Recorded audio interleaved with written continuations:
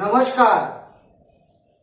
हम लोगों ने पिछले अध्याय में शनि की महादशा के विषय में विस्तार पूर्वक समझा कि शनि यदि किसी भी जातक के महादशा में आए तो उसे हम लोग किस प्रकार फल को कहेंगे। आज दशा फल अध्याय संख्या 9 में हम लोग चर्चा करेंगे बुध की महादशा का फल। दशा क्रम में शनि के बाद बुध की महादशा आती है। आज हम लोग बुध की महादशा के विषय में चर्चा करेंगे। सबसे पहले हम लोग यह समझेंगे कि बुध की जो महादशा होती है वह कितने वर्ष की होती है। बुध की महादशा 17 वर्ष की होती है।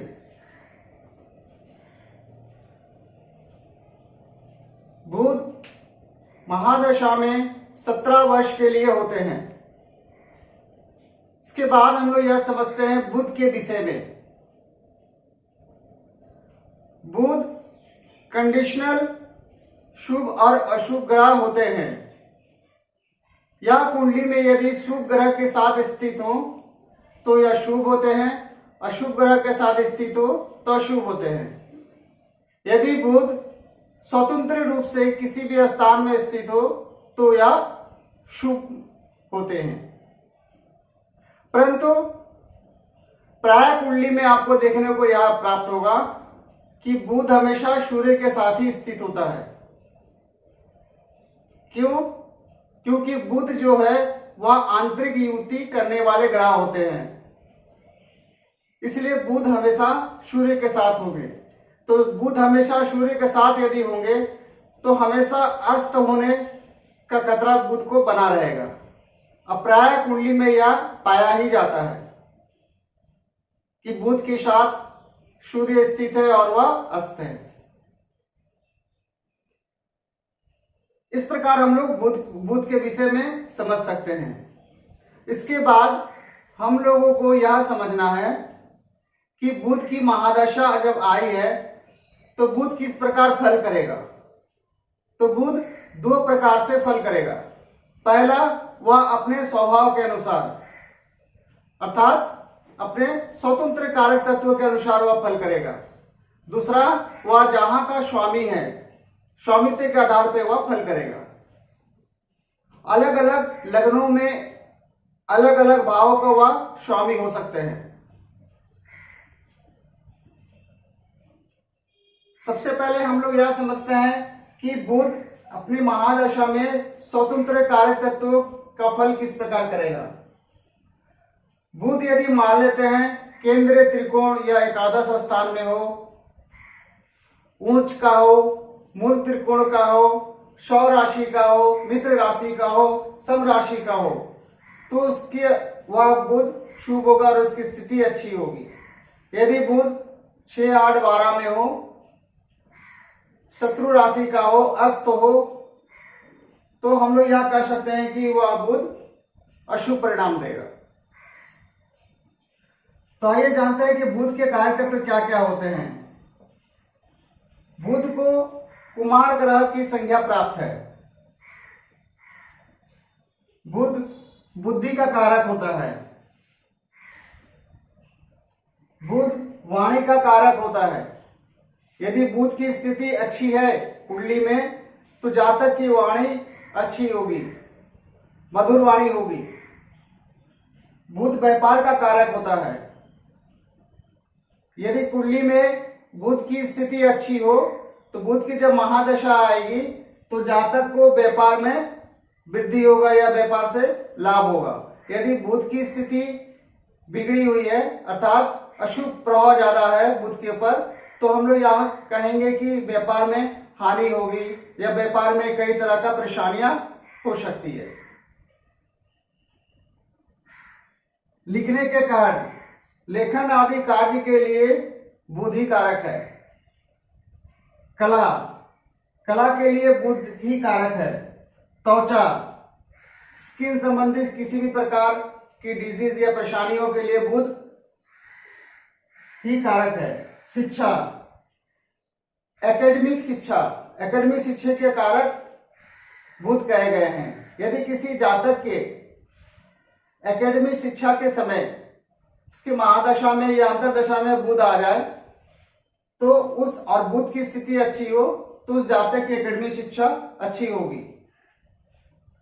गणित के कारक ऐसे जातक जिसके बुध की स्थिति अच्छी है तो उसके गणित भी बहुत अच्छे होंगे।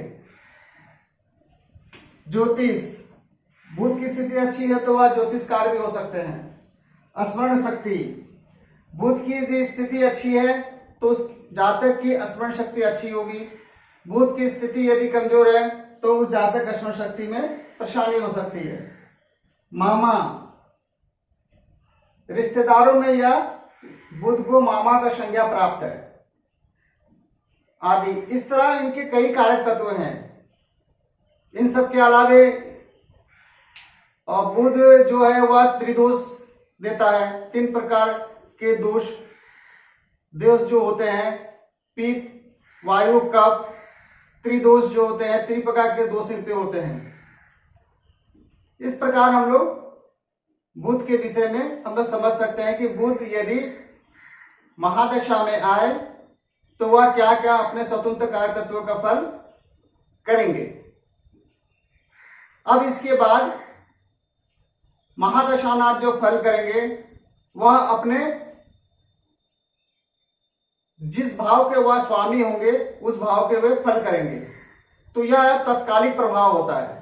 इसे हम लोग एक उदाहरण कुंडली के माध्यम से समझने का प्रयास करेंगे। एक कन्या लग्न की कुंडली हम लोग यहां तैयार कर लेते हैं। कन्या लग्न की कुंडली में लग्न में 6 नंबर राशि 7, 8, 9, 10, 11, 12, 1, 2, 3, 4, 5 ये कन्या लग्न की कुंडली है। कन्या लग्न की कुंडली में बुध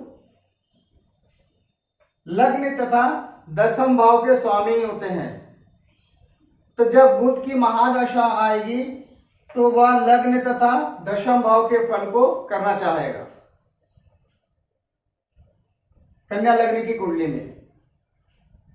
तो अन्य जो कुंडली और बनेंगे, अन्य लग्नों की जो कुंडली बनेंगे उसमें बुध की जो स्थिति होगी वह वहां के फल को करेंगे।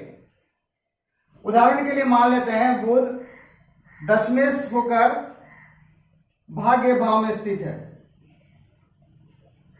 बुध यदि दशमेश होकर भाग्य भाव में स्थित है तो बुध के जो स्वतंत्र कारक तत्व हैं उसकी वृद्धि हो जाएगी तथा बुध दशमेश लग्नेश तथा दशमेश होकर यदि भाग्य भाव में बैठा है तो हम लोग क्या फल कर सकते हैं।